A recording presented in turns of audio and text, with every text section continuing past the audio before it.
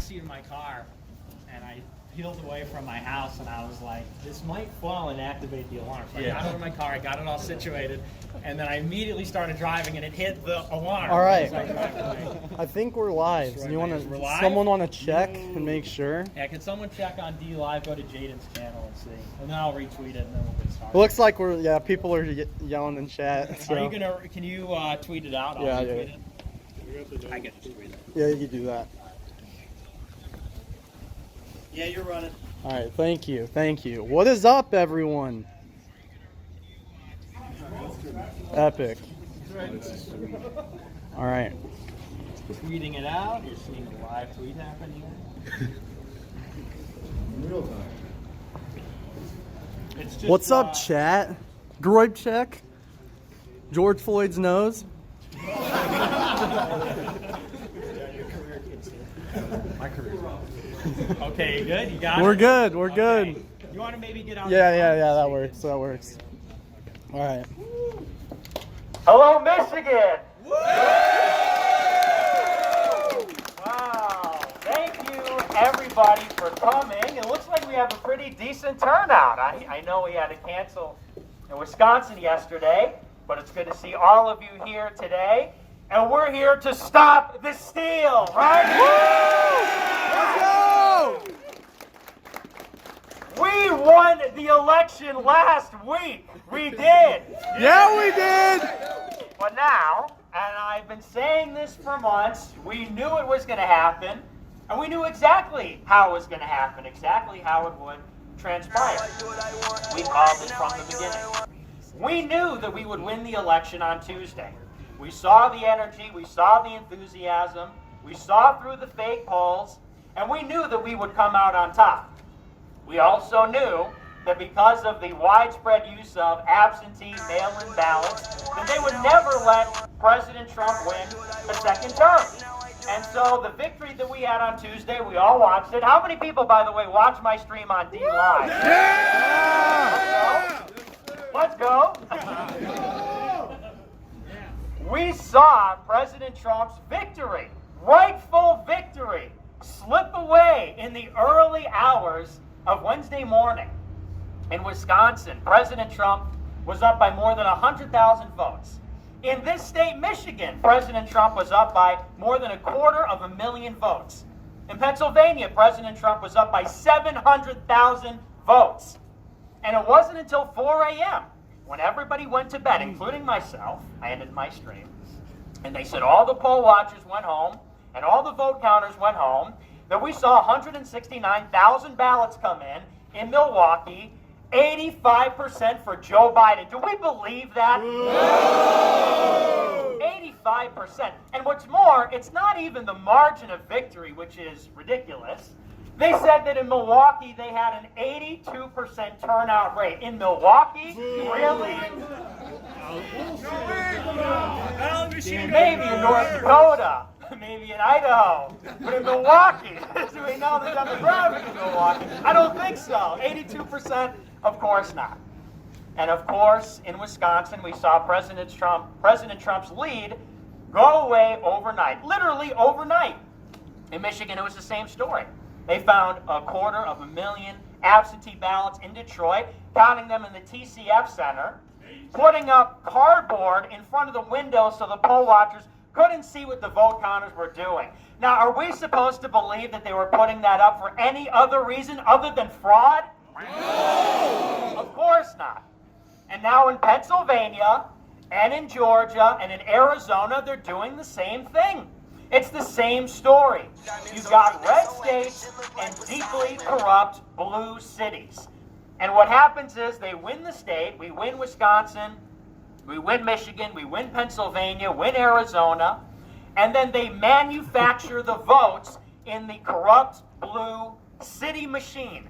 And that's how Wisconsin goes blue, and Michigan goes blue, and all these states go blue, and then they call for Joe Biden this weekend. It's ridiculous. But what they're counting on when they steal this election is that we don't turn out and fight it. That's actually what they're counting on. Because the fraud is so blatant and widespread. The evidence is obvious. If you've been watching my show, I've been going over it every single night. In Wisconsin, for example, they changed the rules. The election commission, then the clerk that they sent, changed the rules so that they could cure spoiled ballots. Somebody sends in a ballot with no address, and according to the state legislature in Wisconsin, that ballot cannot be counted. Under the Constitution of the United States, it is the state legislature that makes the laws governing the election. And the state legislature in Wisconsin says, if the ballot comes in with no address, it can't be counted. Well, who then is the Wisconsin Election Commission to say that they can cure the ballots and write the address on it and count it anyway? There were tens of thousands of ballots just like that that were cured, and that's only one example. That's one example in one state. But it's the same story in every swing state, every single one of them. Point is, the fraud is blatant. It has never been at a greater scale than the fraud that we saw in this election. Everybody knows the election was stolen. Republicans' confidence in the election system is at 30%. It went from 70% halved, less than half, to 30% this week. And that's because everybody knows it.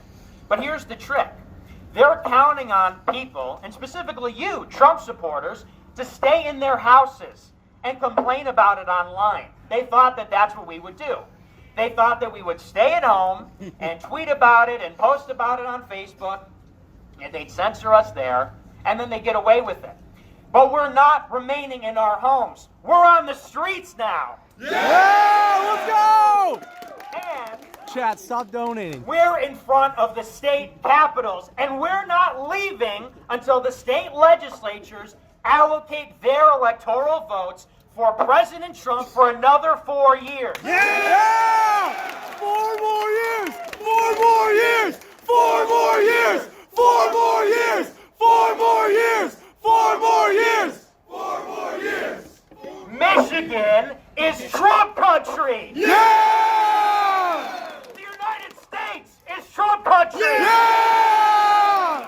And we're going to get another 4 years. But this is critical. And I talked about this on my show last night. It's actually something that I'm a little bit nervous about. Right now, we're seeing liberals across the country celebrating their perceived victory. We know that the mainstream media called the election for Joe Biden on Saturday. The mainstream media does not decide who becomes the president. Yeah! You lost! But they called it. And we see the liberals celebrating in New York City and Los Angeles and D.C. And what concerns me is this. We know the fraud occurred. People are turning out. They're talking about it. It seems like the president will get to the bottom of this. And I am optimistic about this. I see they're sending in Corey Lewandowski, Rudy Giuliani. I see they're sending in Eric Trump and Don Jr. And I'm a little bit optimistic that the fraud will be exposed. Investigations will occur, witnesses will be called, and eventually the fraud will be exposed and the proper electoral process will take place. What I'm concerned about is watch and wait and see the mood sour from the left when they start to see the pathway open up for the president to remain in power for another 4 years. My point to you is this. This is, believe it or not, the easy part. We're out here and we're staying out here, and I think we will push through to get those electoral votes. The real question is, can we keep the pressure on when the left meets us and engages us? Because I'll tell you, we're out here in the streets, and we need to be out here really every day. I think people should be at the state capitals almost every day to make sure the media knows this is happening, to make sure the state legislatures know this is happening. But what's more is we need to shift, and we need to start calling up the state legislators. If you're in Michigan, call your state legislators and tell them to stop the steal, to prevent the fraud from happening. Allocate Michigan's 16 electoral votes for President Trump. Because if we don't call them and we don't put the pressure on them, you know that the left will. And the left has something that we don't. They have the mainstream media. So we're at a huge disadvantage. And that's the big problem. But I'll tell you, I look at the president and I look at what's happening in the country, and it doesn't bother me that we have to be out here. It didn't actually bother me to have to drive out here 3.5 hours from Chicago and be here in the cold. And we're all going to be out there in D.C. Who's going to be out there in D.C. this weekend? That's going to be a good you don't know, we're going to be in D.C. on Saturday at noon at Freedom Plaza. But it doesn't bother me to do this because I look at President Trump, and how great is our president? How great is We love Donald Trump. A leader. How deal Trump. This is a person who was a billionaire, a celebrity. He lived at the top of a skyscraper made out of marble and gold with his name on it. And he went through a process of defeating 16 idiot Republicans in the primary. He went through and defeated Hillary Clinton. He put up with fake scandal after fake scandal. They investigated his tax returns, fake impeachment, fake Russia hoax, fake polls, fake media, and now they're trying to take away the presidency with a fake election.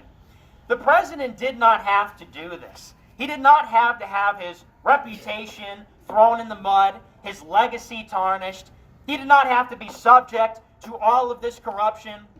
He could have lived out the rest of his life at the top of Trump Tower and never done anything about this country, this screwed up country, frankly, and all of its problems, but he did. And in some ways, it shouldn't have happened. In some ways, I think the country didn't deserve for this to happen. And yet one man took a stand, and it made all the difference. I think that is an inspiration to all of us. If we're all out here, and if we fight for the president that fought for us, we can get another 4 years of President Trump, probably better than the first term. So thank you. Let's go! I want to turn it over to John Doyle to say a few words. Let's hear him. How we doing, Michigan? Yeah! I'm a native Michigander myself, a little bit of a Midwestern nationalist. I'm sure Nick is as well. Many of you are probably a little bit surprised to see me out here. I know that the Doyleist Groyper collab was one that many wanted to see for quite some time. But the problem is that someone like Nick, unfortunately, carries a little bit of controversy to his name. And he knows that, which is why he texted me about this on Sunday night. And he told me about it, and he asked if I wanted to come out and bring my people. And I simply responded with the screenshot from Spider-Man 3, when Spider-Man and the Green Goblin link up arms at the final battle.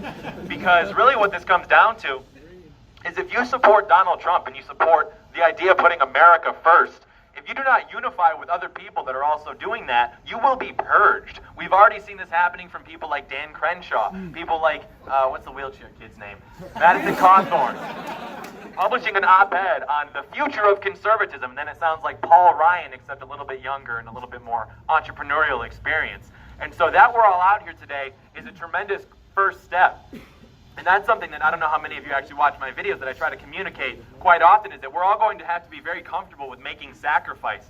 And, not to take the boomer oh, well, what about these snowflakes if they had to storm Normandy? But coming out here in the cold is a very good thing to do, because for what Trump is going through as far as the test of character, to see that we are out here with him and supporting him, I can only imagine would be very white-pilling for Mr. Trump. And ultimately, we are going to be successful, because no coalition of people that is degenerate and that lacks discipline and that lacks God could ever be successful in the long term. They're basically riding a wave.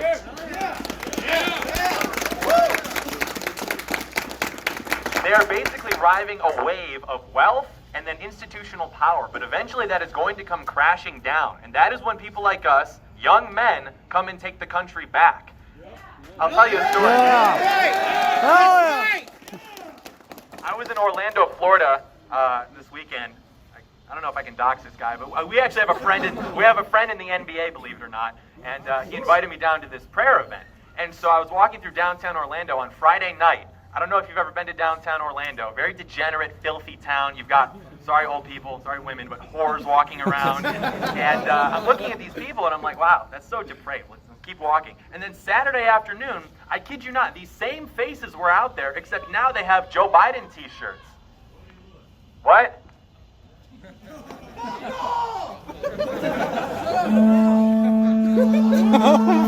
No didgeridoo, no opinion. America first! America first! America first! America first! America first! America first! America first! America first! America first! The point being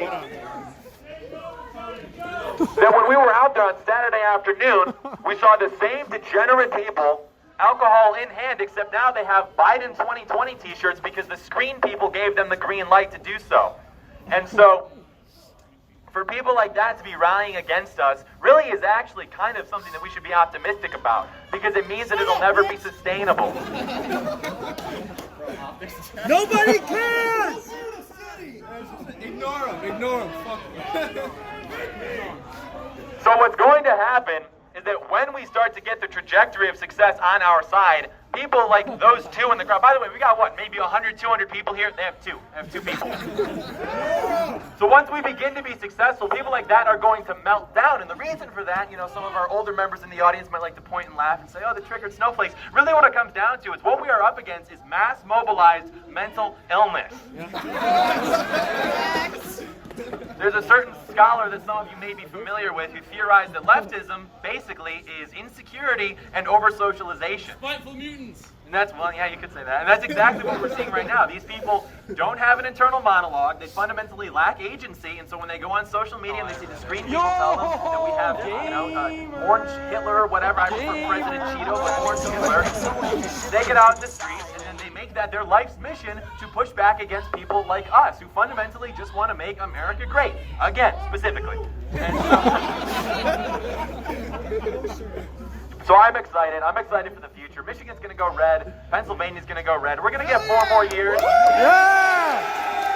Oh yeah! And then really what we're going to see, because Donald Trump is not a political philosopher, he doesn't really know all of the literature, but he does have instincts. He does have a great memory. Remember, he never forgets. And so all of the people that have wronged him, they're going to be purged, if not already, from the administration. And the second-term Trump administration is going to be what we would have wanted the first-term Trump administration to be like, I think. And then from there, we can call into question the legitimacy of the 22nd Amendment, and maybe we can get 12 more years or something like that. But Let's go! Let's go! I have yet to hear an argument against King Trump other than what the Constitution. So we are going to drain the swamp, and we're going to make America great again. And there is literally nothing that they can do to stop us. So long as we remain convicted, we remain determined, and we remain optimistic. Because the second that we get demoralized through the propaganda, through drugs, pornography, whatever vice that they literally push into your face, that's when you lose. But so long as you are convicted, you keep pushing the rock up the hill, we're going to win eventually. If not even here in the end, because we have Christ on our side. True! True! That's right. So thank you all for coming out on such short notice. We're going to stay here, we're going to mob around, and we're going to get 4 more years for President Cheeto. Let's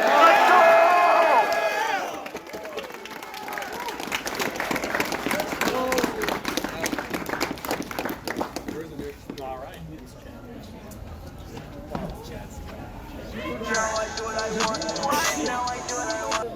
Nobody can hear you! Shut up, bitch! Alright, chat, what is up? Now I can talk. Thanks for the donations. I didn't turn off the notifications. I knew that going into it, and I can't do it on mobile, so I apologize.